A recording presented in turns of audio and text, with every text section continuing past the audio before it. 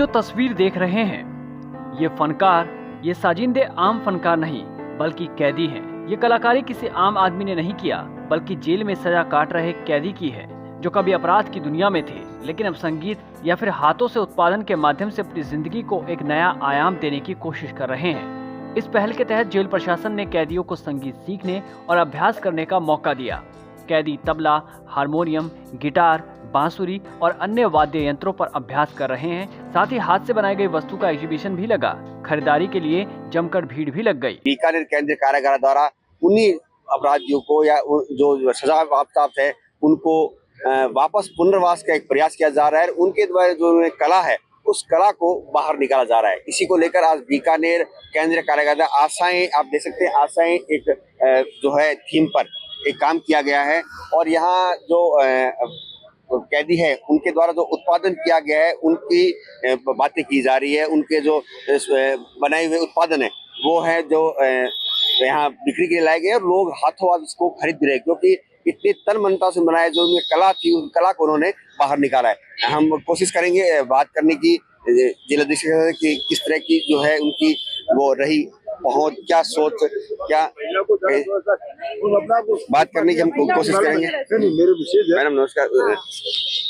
एक नई पहल ऐसे कैदियों के लिए जो लगभग लंबा समय आपके साथ जेल में बिता रहे हैं। मेरी लगभग 23 साल की नौकरी हो गई और मेरे साथ ही अधिकारी खड़े हैं, इनकी भी लगभग इतनी नौकरी हो गई। हमें महसूस होता है जेल के अंदर जब हम उनको पारिवारिक एक टच देते हैं तो वो हमसे जुड़ते हैं, और जब वो जुड़ते हैं तो फिर हम उनको रोजगार की तरफ ले जाते हैं, क्योंकि स्किल डेवलपमेंट करने के लिए उनको पहले तो ये विश्वास हो कि हम जो उनको सिखाना चाह रहे हैं वो उनके काम आएगा। क्योंकि अपराधी बहुत आसानी से जो है अपराध छोड़ दे या उस दुनिया से निकल जाए, वो जब तक खुद नहीं चाहता है तब तक नहीं कर पाते। तो हमारा जो अभी जेलों का जो कॉन्सेप्ट है वो बदल गया, सुधार गृह के रूप में हो गया है, और इसी सुधार गृह के तहत ये बीकानेर सेंट्रल जेल जिसकी के अधिकारी आप यहाँ देख रहे हैं, ये जी जान से डीजी जेल गोविंद गुप्ता साहब के निर्देशन में काम कर रहे हैं।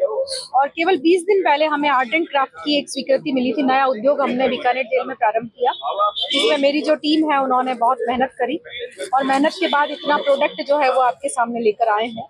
बंदी का स्किल डेवलपमेंट, बंदी को रोजगार देना और बंदी का समाज में पुनर्स्थापन करना, यहाँ तक की जिम्मेदारी जेल प्रशासन की इस समय हो गई है ताकि दोबारा से वो किसी अपराध में लिप्त नहीं हो।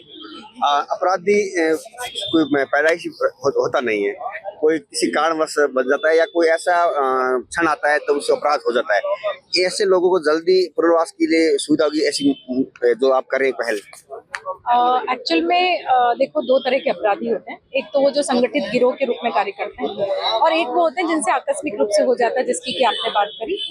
ये पहल उन लोगों के लिए है जो आकस्मिक रूप से आते हैं। देखो, जेल में उनका समय निकलवाना, जैसे किसी को आजीवन कारावास हो गया तो अब उसका समय निकलवाना जेल के लिए एक चुनौती होती है, जेल प्रशासन के लिए बहुत बड़ी चुनौती है। और वे लोग जो जेल के बाहर छीन कर रोटी खाते थे, उनसे जेल में इतनी 1300 बंदी हैं बीकानेर जेल में, तो 13 बारातें हैं सुबह की, 13 बारात शाम की, इतना खाना वही लोग तैयार करते हैं। तो मेंटली और मॉरली वो हमसे जुड़ते हैं। हालांकि सब तरह के लोग होते हैं, लेकिन हमारी टीम जो है वो बहुत पॉजिटिव और सकारात्मक कार्य कर रही है और उसी के तहत हमने बंदियों को तैयार किया। जब उनसे बातचीत करी तो वो आगे आए। स्किल डेवलपमेंट, उनका जो स्किल होता है या जो इंटरेस्ट होता है हम उस तरह से उनको पिक करते हैं।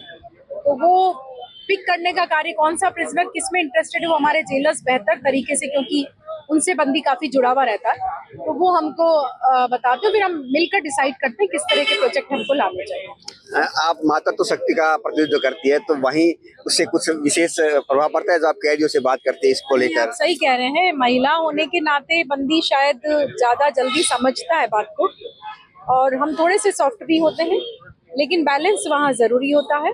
तो बैलेंस के साथ हम आगे बढ़ते हैं। जो अच्छा काम कर रहा है उसको हमारा कोई मेल ऑफिसर है वो भी बहुत प्रमोट करता है, और जो बदमाशी करता है नेचुरल है, उनसे डील का तरीका भी जेल नियमों के अनुसार हमारे लिए होता है। देखा गया प्रोडक्ट हाथों हाथ बिक रहे हैं, तो अब क्या लग रहा है, और बड़ी स्टॉल लगाएंगे, वो प्रदर्शनी बड़ी लगाएंगे, क्योंकि देखा है हाथों हाथ बिक रहे हैं माल। ये एक ट्रायल सा था कि मार्केट में हमारी चीज पसंद करी जाएगी या नहीं करी जाएगी, तो हमें लगता है कि 2 घंटे में हमारी स्टॉल लगभग खाली होने लग गई। तो अब हम दुगने सामान के साथ, दुगने उत्साह के साथ, दुगने जोश के साथ जब बंदी भाइयों को ये पता लगेगा कि उनके हाथ का बनाया हुआ सामान 2 घंटे में आम आदमी ने खरीद लिया, तो निश्चित रूप से वो हमसे उसमें और एडिशन होगा। जैसे अभी 40 बंदी काम कर रहे हैं, कल हो सकता है 80 बंदी उसमें काम में जुड़ जाएं। तो अब हमारे लिए भी चुनौती है कि हम उनको कितना काम कितना जल्दी दे सकते हैं और जल्दी से जल्दी हम दोबारा भी एग्जीबिशन लेकर आएंगे। इसके अलावा इनके द्वारा पेश किए गए संगीत कार्यक्रम का जब रविंद्र रंगमंच में प्रदर्शन हुआ तो वहां मौजूद दर्शक दांतों तले अंगुलियां दबाने को मजबूर हो गए। देखिए ये वीडियो।